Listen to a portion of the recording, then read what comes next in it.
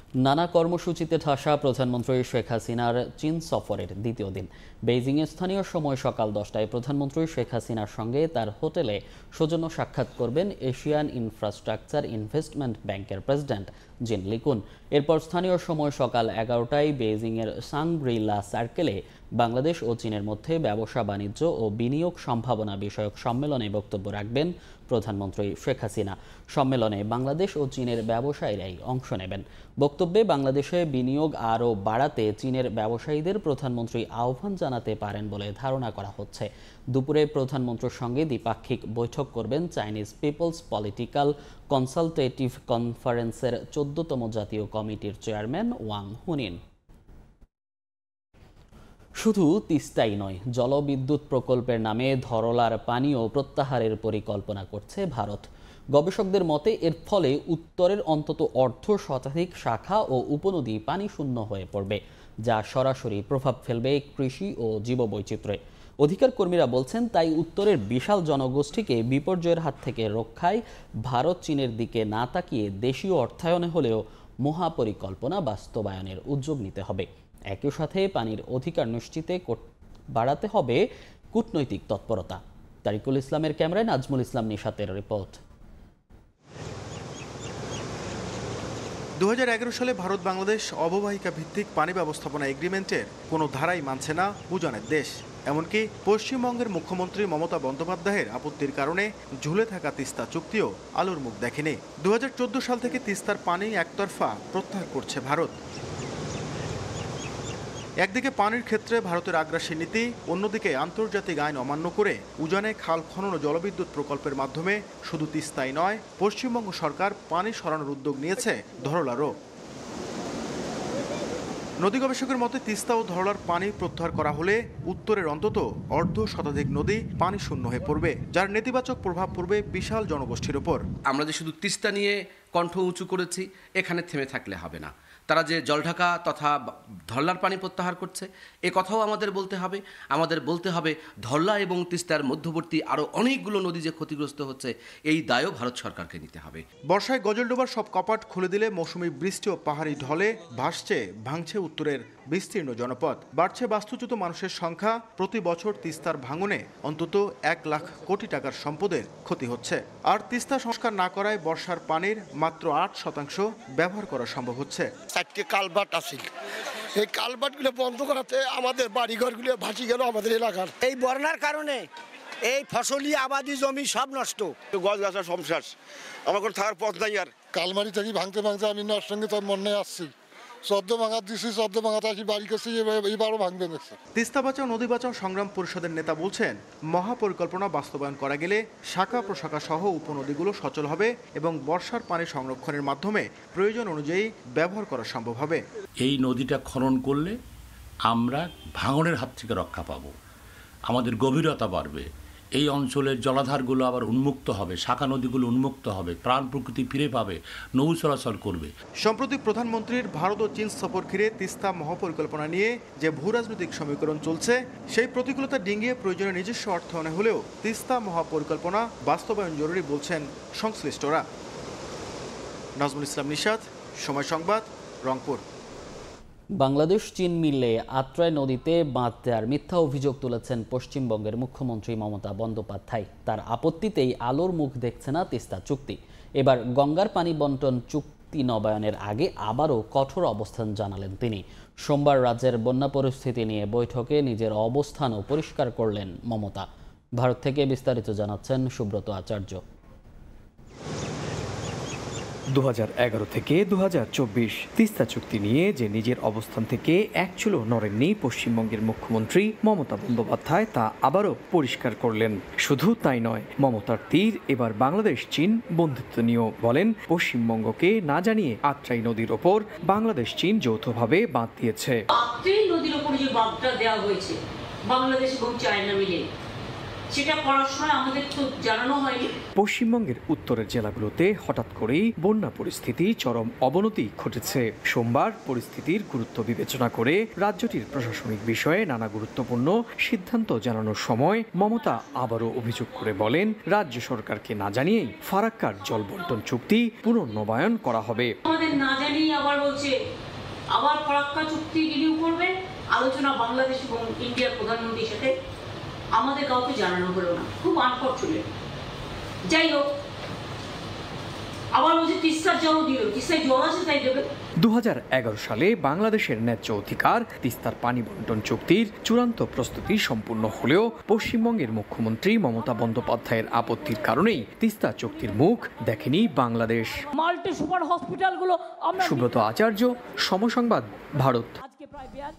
অন্য প্রসঙ্গ, খুনিদের বিচার করা যাবে না ধরা ছোঁয়াও, এ কেমন আইন? জাতির জনক বঙ্গবন্ধু শেখ মুজিবুর রহমানকে সপরিবারে হত্যার পর খুনিদের সুরক্ষায় এমন অধ্যাদেশ জারি করেছিল স্বঘোষিত রাষ্ট্রপতি খন্দকার মোশতাক। এই অধ্যাদেশকে 1979 সালের আজকের এই দিনে সংবিধানের ৫ম সংশোধনী এনে আইনে পরিণত করেন সামরিক শাসক ও তৎকালীন রাষ্ট্রপতি জিয়াউর রহমান। ইতিহাসে যা কালো আইন নামে পরিচিত।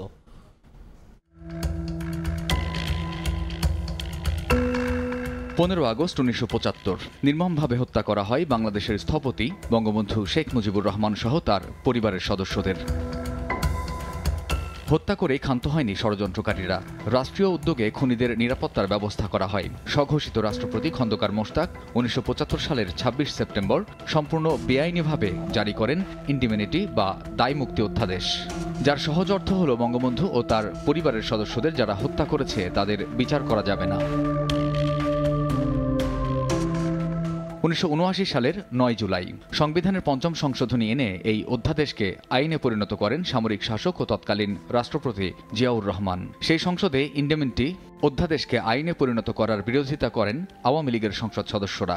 বিচারের আওতা থেকে বহির্ভূত রাখা হয়, এই ধরনের আইন পৃথিবীর কোথাও নাই।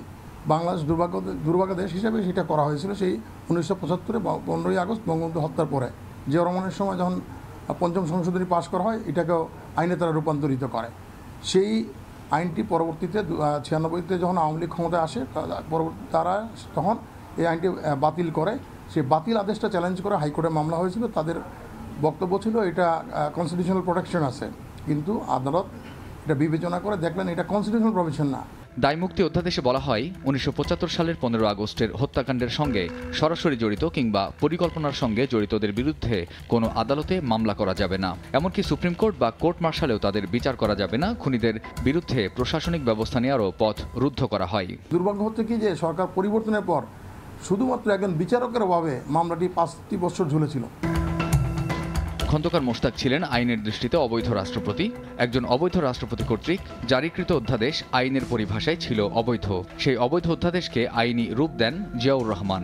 শুধু তাই নয়, তার সময়ে বঙ্গবন্ধুর স্বঘোষিত খুনিদের পুরস্কৃত করা হয়। কামরুজ্জামান মামুন, সময় সংবাদ, ঢাকা। সব আইনকে বৃদ্ধাঙ্গুলি দেখিয়ে রাজধানীর বনানীতে সরকারি জায়গায় নির্মাণ করা হয়েছে 28 তলা বিশিষ্ট হোটেল শেরাটন।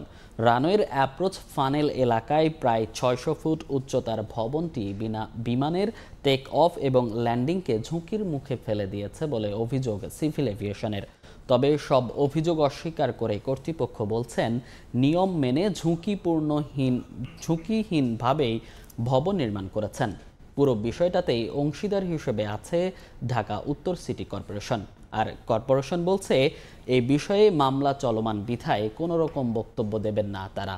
আতাউর কাউসারের রিপোর্ট। রাজধানীর বনানী থেকে গুলশান 2 যাওয়ার পথে সিটি কর্পোরেশনের জায়গায় সিটি কর্পোরেশন মার্কেটের সামনের খালি অংশে নির্মিত 28 তলা বিশিষ্ট হোটেল শেরাটন। অভিযোগ আছে মার্কেট ও আবাসিক ভবন মিলিয়ে সিটি কর্পোরেশনের সঙ্গে 14 তলা নির্মাণের চুক্তি করে সিটি কর্পোরেশনের কর্তা ব্যক্তিদের সহায়তায় 2 ধাপে 28 তলা পর্যন্ত পৌঁছে গিয়েছে শেরাটন কর্তৃপক্ষ। আর বাকি 14 তলা করতে সিটি কর্পোরেশন থেকে কোনো রকম আনুষ্ঠানিক অনুমতি নেয়নি নির্মাণকারী বোরাক রিয়েল এস্টেট, যা আবার হোটেল শেরাটনের মালিকেরই প্রতিষ্ঠান। আর নির্মাণকালে চুক্তিভঙ্গ করলেও কোনো শাস্তিমূলক ব্যবস্থাই গ্রহণ করেনি সিটি কর্পোরেশন। শুধু এ বিষয়েই নয়, গেল এক দশকে চুক্তি অনুযায়ী 14 তলা অংশে নিজের অংশের 30% মালিকানার 550 কোটি টাকার সম্পদ পর্যন্ত বুঝে পায়নি সিটি কর্পোরেশন। চুক্তি ভেঙে করা বাকি 14 তলাও একাই ভোগ করছে হোটেল শেরাটন। অথচ এগুলো নিয়ে কোনো মাথা ব্যথাই নেই সিটি কর্পোরেশনের, নেই কোনো অভিযোগ, নেই কোনো বক্তব্য। শুধু সরকারি জমি এবং সম্পদ দখলই নয়, 28 তলা উচ্চতার ভবনটি ঝুঁকির মুখে ফেলে দিয়েছে হযরত শাহজালাল আন্তর্জাতিক বিমানবন্দরে বিমানের অবতরণ ও উড্ডয়নকেও। বিমানবন্দরের অ্যাপ্রোচ ফানেল এলাকায় 201 ফুট উচ্চতার ভবনের বেশি নির্মাণের অনুমতি না থাকলেও কোনো অনুমতির তোয়াক্কা না করে হোটেল শেরাটন গিয়ে পৌঁছেছে 600 ফুটে। আমাদের পারমিটেড হাইট হচ্ছে কি 201 ফিট এবং অতিরিক্ত যা করেছেন সেই ব্যাপারে আমরা রাজুককে আমাদের বক্তব্য আমরা বলে দিয়েছি এবং এই সংক্রান্ত একটা মামলাও কিন্তু কোর্টে চলমান আছে এবং আমরাও পক্ষভূত আমরা আছি এবং আমরা সে কোর্টকে আমরা আমাদের যেসব তথ্য দেওয়ার কথা আমরা সেগুলো দিয়ে যাচ্ছি। যখনই কোনো নির্মাণ কাজ হয় রাজুকের কাছ থেকে ছাড়পত্র নেওয়া হয় এবং রাজুক তখন আমাদের কাছে ওই জায়গার উচ্চতা কতটুকু হবে সেটা আমাদের কাছে লিখিতভাবে জানতে চায়। আমরা আইকাম স্ট্যান্ডার্ড অনুযায়ী আমরা রাজুককে জানিয়ে দিই যে এই জায়গায় কি পরিমাণ উচ্চতা থাকতে পারে, যদি কেউ বেশি থাকে সেটা আইন অনুযায়ী রাজুক সেই ব্যবস্থা নেবে। তার বক্তব্য অনুযায়ী রাজুকের সঙ্গে কথা বলতে গেলে জানা গেল রাজধানীতে ভবন নির্মাণের ক্ষেত্রে রাজুকের অনুমতির বাধ্যবাধকতা থাকলেও তাদের অনুমতির তোয়াক্কা পর্যন্ত করেনি সিটি কর্পোরেশন এবং বোরাক রিয়েল এস্টেট কেউই। যখন ভবনটি হয়েছিল রাজধানীর কর্তৃপক্ষের কাছে অনুমোদন না হয়েছে কিনা সেই বিষয়ে সিটি কর্পোরেশনকে আমরা পত্র দিয়েছিলাম এবং যে হোটেল কর্তৃপক্ষকে আমরা পত্র দিয়েছিলাম। হোটেল কর্তৃপক্ষ রাজধানীর কর্তৃপক্ষের কাছে তারা লিখিতভাবে জানিয়েছে যে এই ভবনটি সিটি কর্পোরেশন কর্তৃক অনুমোদিত, যেহেতু সিটি কর্পোরেশন ওদেরকে লিজ দিয়েছে, সিটি কর্পোরেশনের কাছে রাজধানীর কর্তৃপক্ষের কোনো প্রকার অনুমোদন সেখানে গ্রহণ করা হয়নি। তবে এসব অভিযোগই অস্বীকার করেছে হোটেল শেরাটন কর্তৃপক্ষ। এ বিষয়ে আদালতে মামলা চলমান থাকায় ক্যামেরার সামনে কথা না বললেও এর লিখিত বক্তব্যে খণ্ডনের চেষ্টা করেছেন সকল অভিযোগী। আতাউর কাউসার, সময় সংবাদ, ঢাকা। হুমকির মুখে পড়েছে ঘাগত নদীর গাইবান্ধা শহর রক্ষা বাঁধের প্রায় 2 কিলোমিটার অংশ। বৃষ্টিতে বাঁধের প্রায় 30টি পয়েন্টে ছোট বড় গর্ত ও মাটি ধসে খাদের সৃষ্টি হয়েছে। বিপদসীমার উপর দিয়ে ঘাগত নদীর পানি প্রবাহিত হওয়ায় বাঁধ ধসের আতঙ্কে শহরবাসী। আর পানি উন্নয়ন বোর্ড বলছে বাঁধের ক্ষতিগ্রস্ত অংশ মেরামতের কাজ চলছে। আতাউল হক সাগরের তোলা ছবি নিয়ে বিপ্লব ইসলামের রিপোর্ট। একদিকে বন্যা ও অন্যদিকে বাঁধ ভাঙার আতঙ্কে দিন কাটছে গাইবান্ধা শহর রক্ষা বাঁধের ঘাগট নদী পাড়ের বাসিন্দাদের। গত এক সপ্তাহ ধরে বিপদসীমার উপর দিয়ে বইছে ঘাগট নদীর পানি। নামমাত্র সংস্কার করায় গাইবান্ধা শহরের নতুন ব্রিজ থেকে পূর্ব কোমরনই কুটিপাড়া বাইরবন এলাকার শহর রক্ষা বাঁধের প্রায় 30টি জায়গায় ছোট বড় গর্ত ও মাটি ধসে বড় বড় খাদের সৃষ্টি হয়েছে। কোথাও কোথাও ধসে গেছে 8 থেকে 10 ফুট পর্যন্ত। যে কোনো সময় বাঁধের এসব অংশ ভেঙে ভেসে যেতে পারে বসতবাড়ি, রাস্তাঘাট, ফসলি জমি সহ গাইবান্ধা জেলা শহর। এই বাড়িঘর নিয়ে বাল বাস্তা নিয়ে ভয়ের মধ্যে পড়ে গেছি। বাঁধটা ছেড়ে যদি ভাঙলে আমাদের ঘর তলে যাবে। এই ছোট ছোট বাচ্চাগুলো নিয়ে আমরা কিভাবে থাকবো? বাঁধের অবস্থা খুব একটা ভালো না, রিং কাট হয়েছে, ঠিক করে না, এলে ভাঙা চুরিয়ে। এদিকে ক্ষতিগ্রস্ত বাঁধের মেরামতে কাজ চলছে বলে জানিয়েছে পানি উন্নয়ন বোর্ড। বেশ কিছু জায়গায় যেগুলো রেইন কাট হয়েছে আমরা এগুলো নিয়মিত মেরামত করতেছি। এছাড়াও আমাদের গাইবান্ধা দপ্তর থেকে আমরা একটা মনিটরিং টিম গঠন করছি, যার সার্বক্ষণিক বাঁধের বিভিন্ন স্থানে যে দুর্বল কোনো জায়গা আছে কিনা সেগুলো চিহ্নিত করা হচ্ছে এবং জরুরি ব্যবস্থা গ্রহণ করা। ঘাগট নদীর গাইবান্ধা শহর রক্ষা বাঁধের 2 কিলোমিটার এলাকার প্রায় 30টি পয়েন্টে ধসে গর্তের সৃষ্টি হয়েছে। বিপ্লব ইসলাম, সময় সংবাদ, গাইবান্ধা। সুনামগঞ্জের বন্যা পরিস্থিতির উন্নতি হলেও শহরের পশ্চিম নূতনপাড়া, জামতলা, শান্তিবাগ এলাকায় ড্রেনেজ ব্যবস্থা না থাকায় জলাবদ্ধতা সৃষ্টি হয়েছে। সবশেষ খবর জানাতে সেখানে আছেন রিপোর্টার হিমাদ্রি শেখর ভদ্র। সরাসরি যাচ্ছি তার কাছে। আমি আছি সুনামগঞ্জ শহরের নতুনপাড়া এলাকায়। এই নতুনপাড়া এলাকাতে আপনার এখন যে আমার পাশে রয়েছে ঝাওয়ার হাওর এবং উত্তর দিকে রয়েছে সুরমা নদী। সুনামগঞ্জের সার্বিক অবস্থানটা যদি বলি আপনাকে, সুরমা নদী এবং ঝাওয়ার হাওর বেষ্টিত এই সুনামগঞ্জের প্রায় 10টি আবাসিক এলাকা এই ঝাওয়ার হাওরের পানি নিষ্কাশনের সুযোগ না থাকার কারণে প্রত্যেক বছরই এভাবে প্লাবিত হয় এবং এই হাওরে সুনামগঞ্জের শহরের নিম্নাঞ্চলে যত পানি আছে সেটা নামে, কিন্তু এই হাওর থেকে পানি প্রবাহের অর্থাৎ সুরমা নদীতে প্রবাহের কোনো ধরনের খাল বিল যেগুলি ছিল সেগুলি ভরাট হয়ে গেছে। এখানে কামার খাল ছিল, তারপর চেকনিখাড়া খাল ছিল, এরকম 5টির মতো খাল ভরাট হয়ে যাওয়ার কারণে এই ঝাওয়ার হাওরের পানি এখন পর্যন্ত নামতে পারছে না। আপনারা জানেন, দেখতে পাচ্ছেন যে এই যে সড়কের পাশেই নৌকা চলছে এবং এটা শুধু আজকের চিত্র না, এটা অর্থাৎ পুরো বর্ষাকালে এই অবস্থা থাকে এবং মানুষের অনেক দুর্ভোগ হয়। আমরা কথা বলেছিলাম এখানকার স্থানীয় লোকজনদের সাথে, তারা জানিয়েছেন যে এই ঝাওয়ার হাওরের পানি নিষ্কাশনের যে 5টি খাল রয়েছে প্রত্যেকটি খাল এখন বন্ধ হয়ে গেছে এবং কামার খাল, চেকনিখাড়া খাল বা ভাঙ্গার খাল সহ 3টি খাল এবং আরও 2টি ছোটো ছোটো খাল, মোট 5টি খাল দিয়ে এই পানি প্রবাহিত হয়ে সুরমা নদীতে গিয়ে পড়ার কথা ছিল। যদিও আজকে সুরমা নদীর পানি বিপদসীমা 43 সেন্টিমিটার নিচ দিয়ে যাচ্ছে, তারপরও ঝাওয়ার হাওরের পানিও কমছে না। না কমার কারণে এই যে সুনামগঞ্জ শহরের নতুন পাড়া, কালীপুর, হাসননগর শহর নিম্নাঞ্চল যে সমস্ত এলাকাগুলি রয়েছে সেই সমস্ত এলাকাগুলিতে এরকম জলাবদ্ধতা তৈরি হয়েছে। পাশাপাশি একটা জিনিস বলে রাখি যে সুনামগঞ্জের এই নতুন পাড়া, হাসননগর, সুলতানপুর, কালীপুর, হাসন বসত সহ সমস্ত এলাকায় আসলে নিম্নাঞ্চল, কিন্তু ঝাওয়ার হাওরের পানি যে আগে যেভাবে নিষ্কাশন হতো, অর্থাৎ আজ থেকে 20 বছর আগে যেভাবে খাল দিয়ে নিষ্কাশন হতো, সেই নিষ্কাশন না হওয়ার ফলেই এখন মানুষের মধ্যে এই স্থায়ী জলাবদ্ধতা দেখা দিয়েছে। এই নতুন পাড়া এবং কালীপুর প্রায় 50,000 এই সমস্ত আবাসিক এলাকার 50,000 মানুষ এই দুর্ভোগে আছেন এবং তারা জানিয়েছেন যে খাল উদ্ধার করে পানি প্রবাহ সচল না করলে এই পানি সুরমা নদীতে গিয়ে পড়বে না এবং মানুষের দুর্ভোগও কমবে না।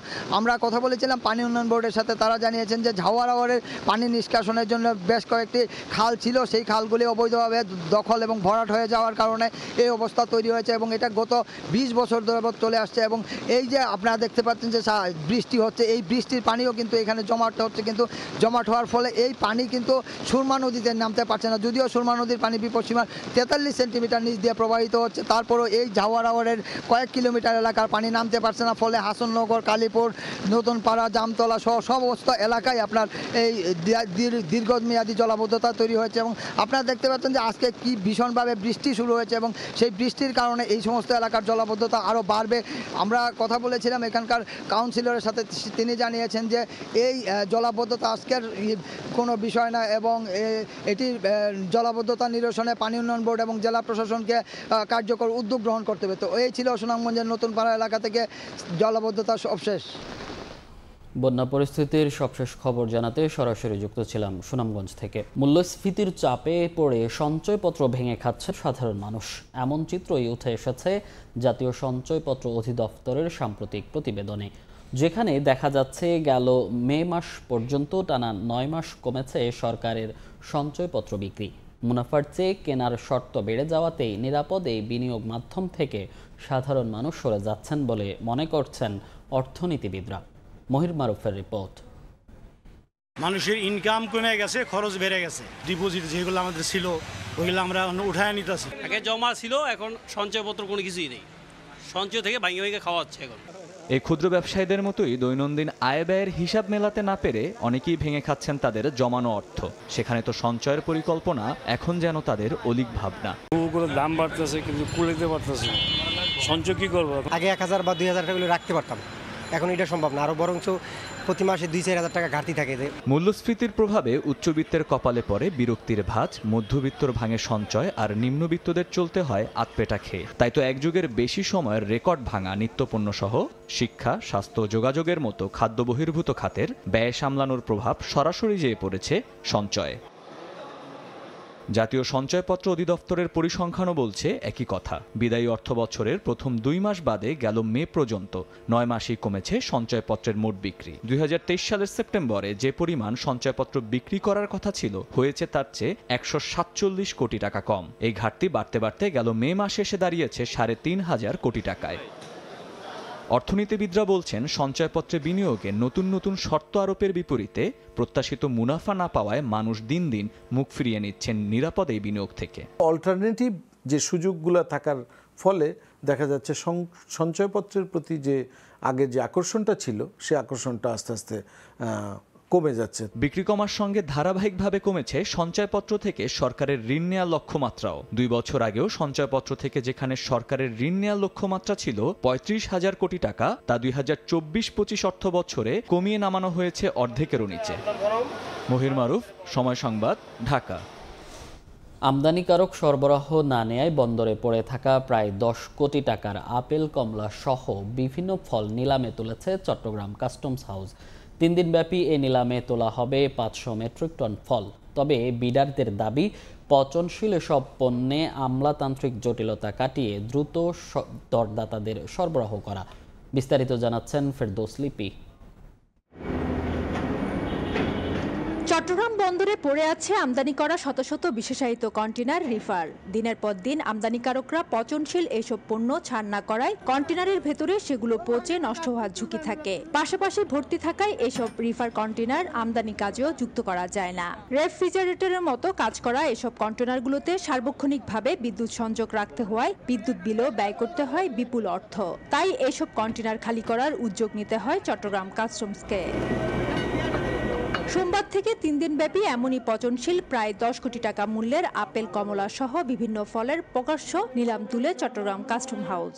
এতে প্রথম দিন 141 মেট্রিক টন নিলাম করা হয়, দ্বিতীয় দিন 200 মেট্রিক টন এবং শেষ দিন 140 মেট্রিক টন ফল নিলাম করা হবে। নিলামে নিবন্ধিত প্রতিষ্ঠান ছাড়াও অংশ নেয় ব্যক্তিরাও। নিলামের আগে নগরীর ফলমন্ডি সহ আশপাশের 2 কিলোমিটার এলাকায় মাইকিং করে চট্টগ্রাম কাস্টমস কর্তৃপক্ষ। 1 মাসের মধ্যে পণ্য খালাস আমদানিকারক না করলে বন্ধ করতে পারে, আমাদের কাছে একটা আবেল নাম্বারের মাধ্যমে আমাদেরকে অবগত করেন আর কি। করার পর আমরা আমাদের আমদানিকারকটা নোটিফাই করি যে আপনার এই পণ্যটা আমরা নিলামে নিয়ে যাচ্ছি। যদি আমদানিকারক পণ্য নিতে আগ্রহী হয়, আমাদেরকে যদি পণ্য নিতে আগ্রহী হয় তো নিল, না নিলে আমরা সেটা নিলামের মধ্যে নিয়ে আসি। তবে নিলাম হওয়া পণ্যের মান নিয়ে অসন্তুষ্টির পাশাপাশি পণ্যের সরবরাহে দীর্ঘসূত্রিতা নিয়েও অভিযোগ অংশগ্রহণকারী ব্যবসায়ীদের। 30% উপরে আপনার মাল নষ্ট আছে। তো যত দ্রুত সম্ভব যদি আমাকে মালটা আপনার এই অনুমোদন দেয় কাস্টম কর্তৃপক্ষ, তাইলে আমি হয়তো বাজারজাত করে নসিবে যা আছে তা হবে আর কি। নিলাম খুব স্লো, আর ইনভেন্টরি একটা মালের ইনভেন্টরি 3-4 বার হয়েছে। নিলামে ওঠা দরের 20% জমা দিয়ে পণ্য সরবরাহের প্রক্রিয়া শুরু করতে হয় সর্বোচ্চ দর হাঁকানো বিডারকে। ফেরদৌস লিপি, সময় সংবাদ, চট্টগ্রাম। পর্যাপ্ত মজুদ থাকলেও বর্ষার শুরু থেকে দফায় দফায় আলুর দাম বাড়ছে নীলফামারীতে। তবে এর সুফল মিলছে না কৃষক পর্যায়ে, কেননা তাদের কাছে কোনো আলু সংরক্ষণে নেই। এ কারণে সহজভাবে সংরক্ষণের ব্যবস্থা করতে উদ্যোগ গ্রহণের দাবি তাদের। আর কৃষি বিভাগ জানায়, আলুর দাম নিয়ন্ত্রণে নিয়মিত বাজার মনিটরিং করা হচ্ছে। মোহাম্মদ সোহেলের ছবিতে শাকির হোসেন বাদলের রিপোর্ট। মৌসুমের প্রায় অর্ধেক সময়ে হিমাগারে মজুদ রয়েছে পূর্ণ চাহিদার প্রায় সমপরিমাণ আলু। তারপরেও বর্ষা মৌসুমে দাম বেড়েছে কয়েক দফা। নীলফামারীতে আলুর মূল্য বৃদ্ধিতে লাভ যাচ্ছে মজুতদারের পকেটে, অথচ এর কোনো সুফল মিলছে না কৃষকের। জেলায় 11টি হিমাগারে 88,600 মেট্রিক টনের বিপরীতে এবার মজুদ হয়েছে 68,472 মেট্রিক টন। সংরক্ষণের ব্যবস্থা না থাকায় কৃষক ক্ষেত থেকে সংগ্রহের সঙ্গে সঙ্গে বিক্রি করে দেন। এ কারণে চাহিদার তুলনায় অনেক বেশি উৎপাদন করেও তেমন লাভবান হচ্ছে না তারা। স্থানীয় পর্যায়ে আলু সংরক্ষণের জন্য মডেল ঘর নির্মাণ করার উদ্যোগের দাবি কৃষক ও এলাকাবাসীর। সিজনের সময় আলুর বাজার কম থাকে, একটু 3-4 মাস পরে বেচালে একটু লাভবান হয়। একটা দিকে এক্সট্রা 2টা হইতো, 2-1টা এক্সট্রা হইতো, তাহলে আরো লোকের কর্মসংস্থান আরো ভালো হইতো। কৃষি বিপণন বিভাগ বলছে আলুর দাম নিয়ন্ত্রণে নিয়মিত বাজার মনিটরিং করা হচ্ছে। পাশাপাশি আলু সংরক্ষণে মডেল ঘর নির্মাণের আশ্বাস সংশ্লিষ্ট কর্মকর্তার। প্রান্তিক চাষীদের জন্য আমাদের কৃষি বিপণন অধিদপ্তর থেকে 26টি অহিমায়িত আলুর মডেল ঘর নির্মাণ করা হয়েছে। ভোক্তারা যাতে না ঠকে, কৃষক এবং ভোক্তা যাতে উভয় লাভবান হয়, এজন্য আমরা বিভিন্ন ধরনের মনিটরিং অব্যাহত রেখেছি। কৃষি বিভাগের তথ্য মতে প্রতি বছর নীলফামারীতে আলুর চাহিদা 75,584 মেট্রিক টন, আর গত 5 বছর গড়ে উৎপাদন হয়েছে প্রায় 4,75,000 মেট্রিক টন আলু। শাকির হোসেন বাদল, সময় সংবাদ, নীলফামারী। 2 দিনের রাষ্ট্রীয় সফরে রাশিয়া গেছেন ভারতের প্রধানমন্ত্রী নরেন্দ্র মোদী। সোমবার মস্কোর ভনুকোভো বিমানবন্দরে তাকে স্বাগত জানান রাশিয়ার উপপ্রধানমন্ত্রী। এ সময় মোদিকে দেয়া হয় লাল গালিচা সংবর্ধনা ও গান স্যালুট। পরে পুতিনের বাসভবনে নৈশভোজ করেন দুই নেতা। আজ রুদ্ধদ্বার বৈঠকে বসবেন মোদি পুতিন।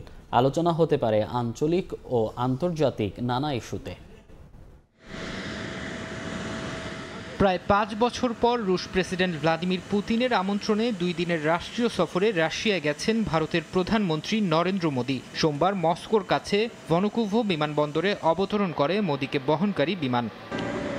বিমানবন্দরে মোদিকে স্বাগত জানান রাশিয়ার উপপ্রধানমন্ত্রী ডেনিস মান্টুরভ। সেখানে ভারতের প্রধানমন্ত্রীকে দেয়া হয় লাল গালিচা সংবর্ধনা ও গার্ড অফ অনার। পরে একই গাড়িতে মোদি ও মান্টুরভ পৌঁছান মস্কোর হোটেলে। সেখান থেকে পুতিনের সরকারি বাসভবনে যান ভারতের প্রধানমন্ত্রী। তাকে অভ্যর্থনা জানান রুশ প্রেসিডেন্ট। পরে দুই নেতা অংশ নেন নৈশভোজে। এ সময় তাদের মধ্যে বিভিন্ন বিষয়ে আলোচনা হয় বলে জানিয়েছে ভারতীয় ও রুশ গণমাধ্যম। মঙ্গলবার রুদ্ধদ্বার বৈঠকে বসবেন মোদি পুতিন। বৈঠকে রাশিয়া ও ভারতের মধ্যে ঐতিহ্যগত মিত্রতার ভবিষ্যৎ উন্নয়ন নিয়ে আলোচনা হবে। ভারতের পররাষ্ট্র মন্ত্রণালয় জানিয়েছে, দ্বিপক্ষীয় বিষয় তো বটেই, সমসাময়িক নানা আঞ্চলিক এবং আন্তর্জাতিক বিষয় নিয়েও দুই নেতার মধ্যে কথা হবে। ঐতিহাসিকভাবে রাশিয়ার সঙ্গে গভীর সম্পর্ক রয়েছে ভারতের, যদিও অর্থনৈতিক সহ নানা কারণে যুক্তরাষ্ট্রেরও সম্পর্ক জোরদারে মনোযোগী নয়াদিল্লি। মোদির শেষ রাশিয়া সফর ছিল 2019 সালে। এবারের 2 দিনের সফর শেষে রাশিয়া থেকে অস্ট্রিয়ায় যাবেন তিনি। এর একদিন পর ফিরবেন ভারতে। ফারহাদ চৌধুরী, সময় সংবাদ। মার্কিন প্রেসিডেন্ট জো বাইডেনের কোনো পদক্ষেপই যেন সন্তুষ্ট করতে পারছেন না ডেমোক্র্যাটদের। বারবার ঘুরে ফিরে একই প্রশ্ন উঠছে, আসন্ন প্রেসিডেন্ট নির্বাচনে ট্রাম্পকে মোকাবেলা করতে আদৌ সক্ষম কিনা তিনি। এদিকে মার্কিন পার্লামেন্টের নিম্নকক্ষের এক বৈঠকে বাইডেনের প্রার্থিতা নিয়ে উদ্বেগ প্রকাশ করেছেন বেশ কয়েকজন ডেমোক্র্যাট নেতা। সন্দেহ জেগেছে তার শারীরিক ও মানসিক স্বাস্থ্য নিয়েও।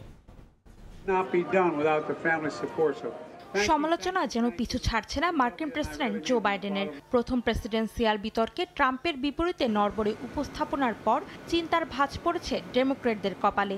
এরপর নিজের সাফাইকে গণমাধ্যমে সাক্ষাৎকার দিলেও সন্তুষ্ট করতে পারেননি নিজ দলকে। প্রশ্ন উঠেছে, জো বাইডেন আগাম প্রেসিডেন্ট হিসেবে আদৌ যোগ্য কিনা। বিবিসির এক প্রতিবেদনে জানানো হয়, বর্তমান প্রেসিডেন্ট নির্বাচন থেকে বাইডেনকে সরানোর লাভ ক্ষতি বিবেচনা করছে ডেমোক্র্যাটরা।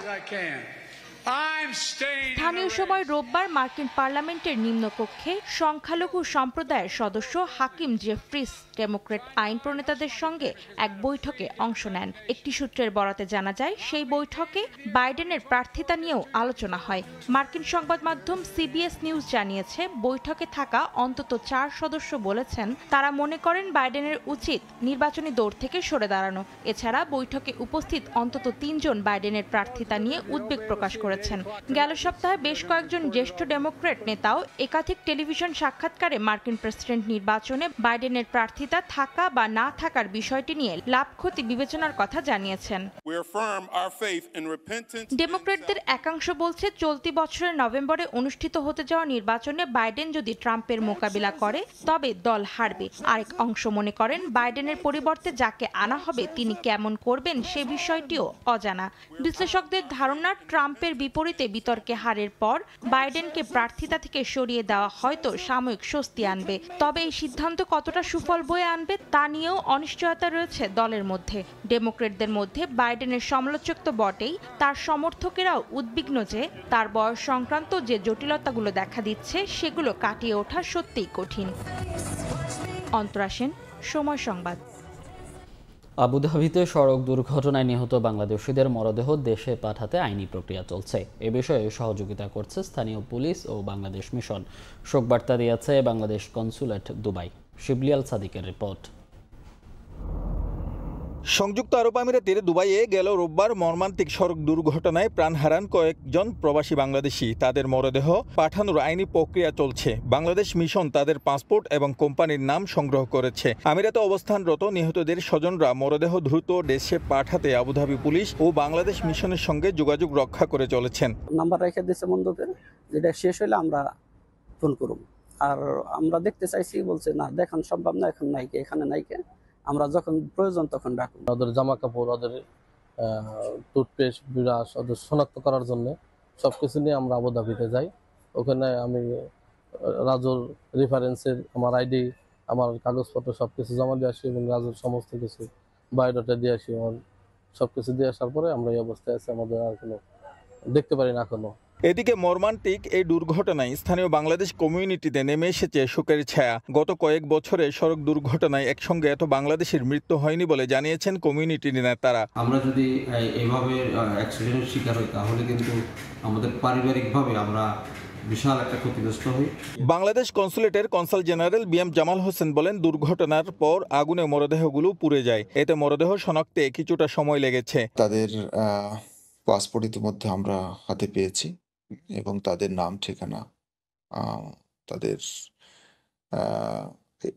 বাড়ি কোথায়, সবগুলো আমরা সব তথ্য আমরা জেনেছি এবং তাদের পরিবারের সদস্য যারা বাংলাদেশ আছে তাদের সাথে আমাদের সরাসরি যোগাযোগ হয় না, কিন্তু তাদের যারা প্রতিনিধি আছে এখানে দুবাইতে তাদের সাথে আমাদের কথা হয়েছে এবং এই মৃতদেহগুলো যাতে দ্রুত বাংলাদেশে পাঠানো যায় সেজন্য যা যা করণীয় সেই ব্যবস্থা আমরা গ্রহণ করছি। দুর্ঘটনার পর শোকবার্তা দিয়েছে বাংলাদেশ কনসুলেট। শিবলি আল সাদিক, সময় সংবাদ, সংযুক্ত আরব আমিরাত। খেলার খবর। পূর্ব প্রতিশ্রুতি থাকায় ইংল্যান্ড অনূর্ধ্ব-19 দলে যোগ দিলেন টাইগারদের spin bowling coach Mushtaq Ahmed, যেখানে চলতি বছর ডিসেম্বর পর্যন্ত কাজ করার কথা তার। এরপর দুপক্ষের সমঝোতায় দীর্ঘমেয়াদে চুক্তিতে যাবে বিসিবি। তবে খণ্ডকালীন হলেও পাকিস্তানের বিপক্ষে আসন্ন সিরিজে মুশতাককে পাওয়ার ব্যাপারে আশাবাদী বোর্ড, জানিয়েছেন বিসিবির প্রধান নির্বাহী কর্মকর্তা নিজামুদ্দিন চৌধুরী সুজন। জানান, পাকিস্তানের নিরাপত্তা পর্যবেক্ষণে কোনো প্রতিনিধি দল পাঠাবে না বিসিবি। টাইগারদের টি-20 বিশ্বকাপ হতাশার মাঝেও প্রাপ্তি বোধ হয় লেগি রিশাদ হোসেন, যার বদলে যাওয়ার নেপথ্যের অনুঘটক spinning bowling coach Mushtaq Ahmed. বিশ্বকাপ পর্যন্ত সাবেক পাকিস্তানি এই স্পিনারের সঙ্গে চুক্তি ছিল বিসিবির। মুশতাকের কাজে সন্তুষ্ট বোর্ড প্রস্তাব দিয়েছিল চুক্তি বাড়ানোর, কিন্তু আগে থেকে ইংল্যান্ড অনূর্ধ্ব-19 দলের সঙ্গে কথা পাকাপাকি থাকায় আপাতত আর পাওয়া যাচ্ছে না মুশতাককে। তবে হাল ছাড়ছে না বিসিবি। ইসিবির সঙ্গে কিংবদন্তি স্পিনারের চুক্তি চলতি বছর ডিসেম্বর পর্যন্ত। এরপরই স্থায়ীভাবে মুশতাককে ফেরাতে চায় টাইগার টেরাই। আর খণ্ডকালীন হলেও চলতি বছরের সিরিজগুলোতে তার সার্ভিস চায় বিসিবি। তার সাথে আমাদের যোগাযোগ হচ্ছে এবং আজকেও কথা হয়েছে। ওনার ডিসেম্বর পর্যন্ত কিছু প্রি অকুপাইড কিছু কমিটমেন্ট আছে। এই পর্যন্ত উনি এর মধ্যে যে সময়টা অ্যাভেলেবেল থাকবে সেটা বাংলাদেশ ক্রিকেট বোর্ডকে দেবে। এর বাইরে আমাদের সাথে তার সাথে লং টার্ম চুক্তির ব্যাপারে কথা হচ্ছে। রাওয়ালপিন্ডি আর করাচি পাকিস্তানের বিপক্ষে আগামী মাসে 2 টেস্ট দিয়ে বিশ্বকাপ বিরতি শেষে আবারও আন্তর্জাতিক সার্কিটে ফিরছেন টাইগাররা। তবে দেশটিতে সফরে যাওয়ার আগে পূর্বের ধারাবাহিকতায় কি কোনো নিরাপত্তা প্রতিনিধি দল পাঠাবে বোর্ড?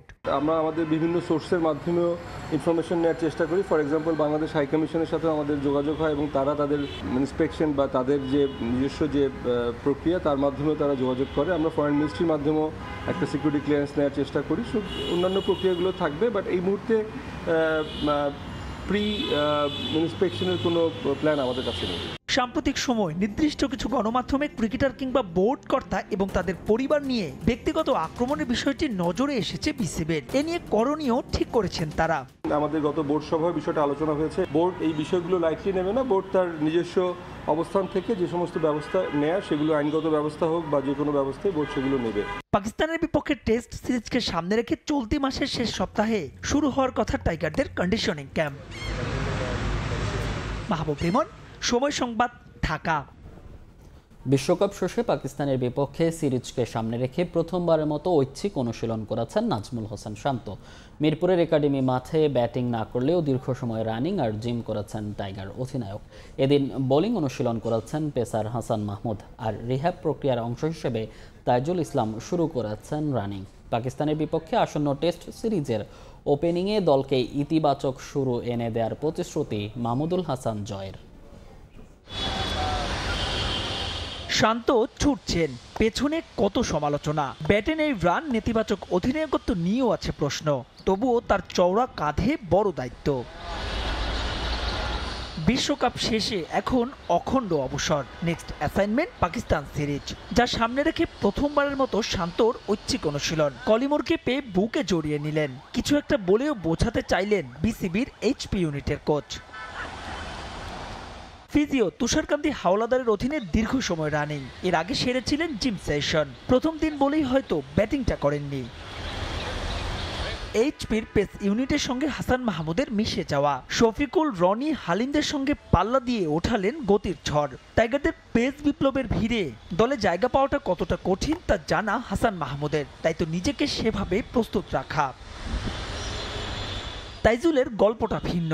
ইনজুরির কারণে দীর্ঘদিন করতে পারছেন না বোলিং, ছিলেন না বাংলাদেশ টাইগারের ক্যাম্পেও। রিহ্যাবের অংশ হিসেবে এদিন ফিজিও মোদাদ্দেস আলফেজ সানির সঙ্গে বিশেষ সেশন। এইসব প্রস্তুতি যে সিরিজ অর্থাৎ পাকিস্তানের বিপক্ষে টেস্ট সিরিজ, সেখানেও বড় দুশ্চিন্তা টাইগার টপ অর্ডার, আলাদা করে বললে ওপেনার। মাহমুদুল হাসান জয়ের কথাই ধরা যাক। 13 টেস্টের ক্যারিয়ারে 6টাই ডাক, 50-র দেখা নেই সবশেষ 7 ইনিংসে। পাকিস্তান সিরিজে কি তবে খুঁজবে সেই বদনাম? মুশফিক ভাই সব বসে ডিসকাস করছি, ওনার আগে খেলার এক্সপিরিয়েন্স আছে, আমরা হয়তো বা নিউ যাব পাকিস্তানে। সো আমরা ওইভাবে ওই চিটাগাংয়ের উইকেট কিন্তু সবসময় স্পোর্টিং থাকে, সো আমরা ওই উইকেটে প্র্যাকটিস করে ওইটা কীভাবে ইউটিলাইজ করার চেষ্টা করতেছি আর কি। পাকিস্তান সিমিলারভাবে সামনে আরও কীভাবে এভারেজটা ভালো করা যায়, দেন আরও কীভাবে কন্টিনিউ পারফর্ম করা যায়, ওইটা নিয়েও চিন্তা ভাবনা আছে আমাদের। যতটুকু পসিবল আমরা ইউটিলাইজ করার চেষ্টা করতেছি। তবে তারও আগে এইচপির হয়ে জয়রা সিরিজ খেলতে যাবে তাসমান সাগর পারে। অস্ট্রেলিয়া অনুষ্ঠেয় সেই সিরিজে থাকছে সেন দৃষ্টি। ওইখানে পাকিস্তানের এ টিম যাচ্ছে মনে হয়, ওদের সাথে আমাদের খেলা। সো ওদের সাথে যদি আমি পারফর্ম করতে পারি তাহলে আমার কনফিডেন্টটা ভালো থাকবে, দেন পাকিস্তান ওইটা ইউটিলাইজ করতে পারবো। যদিও চোটে ভুগছেন জয়ও, তবে আঙুলের সে আঘাতে উন্নতি হচ্ছে দ্রুত। সেলাই কাটার পরে বুধবার জানা যাবে পরবর্তী অবস্থা। সবাই হেল্প করা থাকে, দেখা গেছে মাহবুব ইমন, সময় সংবাদ, ঢাকা। এই পর্যায়ে শীর্ষ সংবাদগুলো জানিয়ে দিচ্ছি আরেকবার। চীন সফরে আজ দিনভর কয়েকটি কর্মসূচিতে অংশ নেবেন প্রধানমন্ত্রী শেখ হাসিনা। কাল শি জিনপিং এর সঙ্গে বৈঠক, গুরুত্ব পাবে ভূরাজনৈতিক ও অর্থনৈতিক ইস্যু। শুধু তিস্তা নয়, জলবিদ্যুৎ প্রকল্পের নামে ধরলার পানীয় প্রত্যাহারের পরিকল্পনা ভারতের। বিপর্যয়ের মুখে পড়বে উত্তরের জনপদ, কূটনৈতিক তৎপরতা জোরদারের তাগিদ। এবং বিচারহীনতার অন্ধকার অধ্যায় ইনডেমনিটি অধ্যাদেশ, আইন বানিয়ে বঙ্গবন্ধু হত্যার বিচারের পথ রুদ্ধ করেন জিয়া। বিবেক ও সভ্যতার লজ্জা, বলছেন অ্যাটর্নি জেনারেল।